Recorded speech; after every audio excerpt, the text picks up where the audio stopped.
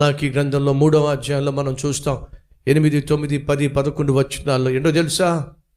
మీరు సంపాదించే సంపాదనలో దశమ భాగాన్ని నా మందిరానికి తీసుకురండి. ఒక ఆర్గనైజేషన్ కాదు, ఒక సంస్థకు కాదు.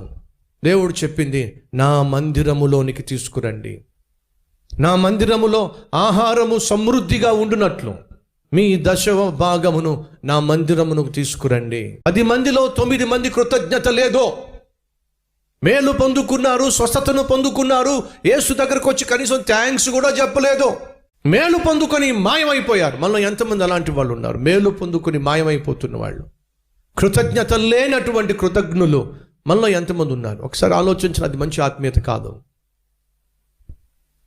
10 మందిలో ఒక్కడే 10% మాత్రమే కృతజ్ఞత గల వాళ్ళు. దేవుడు అంటున్నాడు, ఆ 10% కృతజ్ఞత కలిగి నాకు ఇచ్చే ప్రయత్నం చేయండి.